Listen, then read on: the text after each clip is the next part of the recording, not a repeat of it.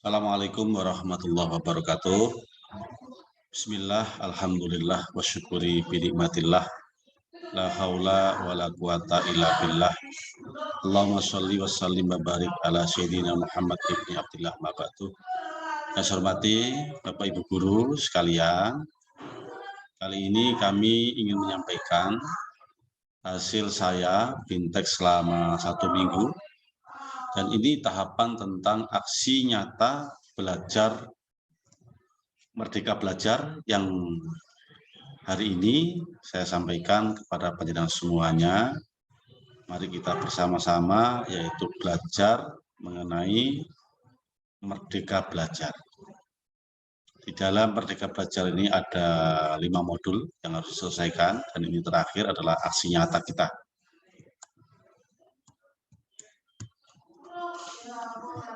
Berikut tahapan pertama Bapak Ibu, kita sebagai pendidik harus mengenali diri dan perannya sebagai pendidik. Menurut Ki Hajar Dewantara, sebagai pendidik itu atau guru kita harus belajar agar bisa menghantarkan murid-murid untuk berdaya dan menjadi manusia merdeka. Jadi sebagai pendidik, kita harus selalu mengembangkan diri kita, belajar sepanjang hayat.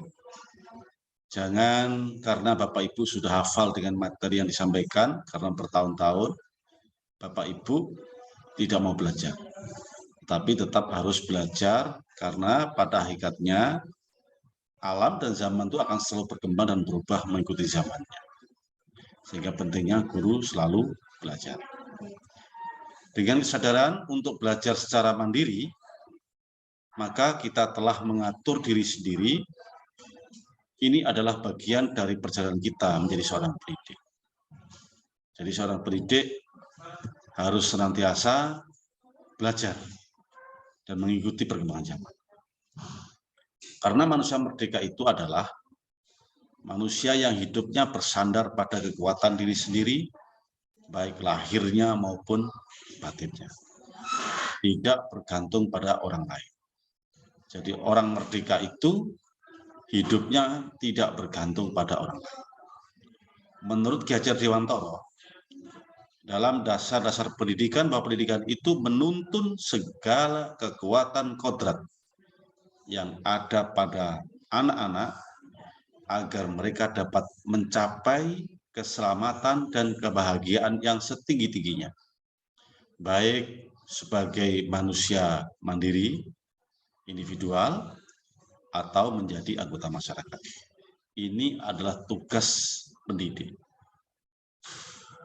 Jadi kita punya kewajiban, yaitu menuntun, menghubungkan lingkungan dengan anak-anak sesuai kodrat dan potensinya masing-masing. Sebagai langkah awal menjadi pendidik, bagaimana memaknai dan menghayati pribadi kita sebagai manusia yang merdeka untuk terus belajar. Murid-murid kita kini memilih cara belajar yang kita anak sudah fasih menerapkan teknologi sesuai zamannya. Sungguh berbeda dengan kita dulu, karena anak-anak internet menjadi salah satu sumber belajar utama mereka. Dunia sudah ada pada genggaman anak, yaitu handphone. Anak-anak bisa menjangkau pengetahuan sekalipun kita tidak mengenalinya. Karena itu, kita harus mengikuti dunia anak-anak. Sebagai pendidik, kita harus menyelaraskan. Tugas kita menyelaraskan pengetahuan anak-anak sesuai dengan zamannya. Murid-murid kita memang sudah jauh berbeda dengan kita, namun mereka tetap butuh kehadiran sosok pendidik. Jadi guru itu adalah sosok yang sangat diperlukan kehadirannya dalam rangka menyelaraskan pengetahuan anak-anak sesuai dengan zamannya. Jangan sampai anak-anak melakukan sebuah kesalahan karena kemajuan sebuah teknologi. Karena teknologi sendiri bersifat ambivalen. Sedangkan kita sebagai pendidik harus memahami tentang mendidik yang menyeluruh. Bapak Ibu yang saya hormati, kita harus tahu bagaimana perbedaan antara pendidikan dan pengajaran. Pendidikan adalah tempat menaburkan benih-benih kebudayaan yang hidup dalam masyarakat sekaligus sebagai instrumen tumbuhnya unsur peradaban. Jadi satuan pendidikan kita, yaitu SMP Negeri 1 Modo ini, merupakan tempat menaburkan benih-benih kebudayaan. Karena itu cocok dengan visi kita, yaitu berimtak, berbudaya Indonesia, berprestasi, peduli lingkungan yang berbasis iptek. Terima kasih Bapak Ibu semuanya. Alhamdulillah kita telah mendiskusikan visi-visi tersebut yang tidak melenceng jauh dari kehendak atau sesuai prinsip yang diajarkan oleh Ki Hajar Dewantara. Pendidikan sebagai tuntunan, yaitu tuntunan dalam hidup tumbuhnya murid. Jadi pendidik tidak dapat menentukan dan berkehendak akan hidup tumbuhnya murid itu. Yang bisa pendidik lakukan adalah menuntun tumbuhnya kekuatan-kekuatan diri pribadi murid itu dengan mengerahkan segala daya upaya untuk memajukan, mengarahkan budi pekerti agar dapat memperbaiki perilaku dan jasmani murid. Ini penting Bapak Ibu. Jadi anak-anak itu tumbuh berdasarkan kekuatan kodratnya yang unik. Tidak mungkin pendidik dapat mengubah padi menjadi jagung atau sebaliknya. Sehingga anak-anak akan menjadi pribadi yang utuh sesuai kodrat dan potensi dirinya. Jadi kita punya anggapan, kita bisa mencetak pribadi anak, bisa menjadikan anak lebih begini-begini, itu adalah tidak benar. Yang benar adalah guru atau pendidik, yaitu menuntun perkembangan anak-anak agar anak-anak tadi bisa menemukan kodratnya sendiri. Itu Bapak Ibu. Sedangkan pengajaran adalah suatu cara menyampaikan ilmu atau manfaat bagi hidup anak-anak secara lahir maupun batin. Karena itu pengajaran ini hanya merupakan salah satu bagian dari pendidikan itu sendiri. Ini Bapak Ibu harus dipahami. Pendidikan karena bergerak secara dinamis, menyesuaikan keadaan yang terus bergerak begitu cepat. Sebagaimana corona ini mengajarkan kepada kita dipaksa untuk berubah secara revolusioner. Yang semula mungkin tidak suka dengan teknologi, mau tidak mau dipaksa harus memahami. Alhamdulillah Bapak Ibu, di SMP Negeri 1 Modo ini sudah hampir 90%. Semua Bapak Ibu menguasai yaitu teknologi yang berhubungan dengan pembelajaran. Karena itu sebagai guru perlu mengantisipasi dan membaca arah perubahan-perubahan tersebut sehingga guru harus memahami tentang kodrat keadaan itu sendiri. Sebagaimana menurut Ki Hajar Dewantara, kodrat keadaan terdiri dari dua macam. Ada kodrat alam dan ada kodrat zaman. Setiap murid adalah individu yang unik sesuai kodrat keadaannya. Kodrat alam merupakan bagian dari dasar pendidikan murid yang berkaitan dengan sifat dan bentuk lingkungan di mana murid berada. Sehingga anak-anak harus dituntun sesuai kodrat alamnya. Ini pentingnya seorang guru untuk mendiagnosa lebih awal tentang karakteristik peserta didik atau murid yang dihadapi.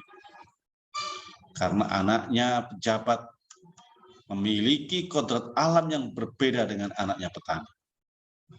Dari sisi bahasa, dari sisi perilaku, dari sisi cara berpikir, semuanya berbeda.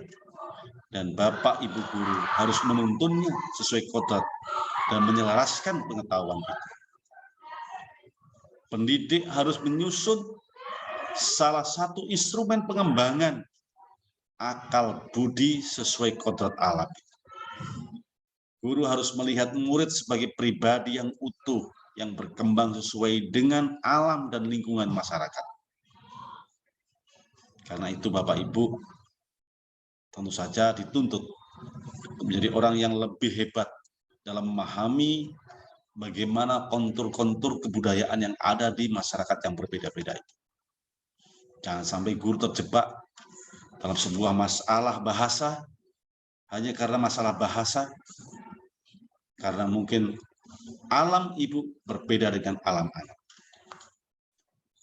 Sekarang kodrat zaman. Kodrat zaman adalah merupakan bagian dasar murid yang berkaitan dengan isi irama selain kodrat alam.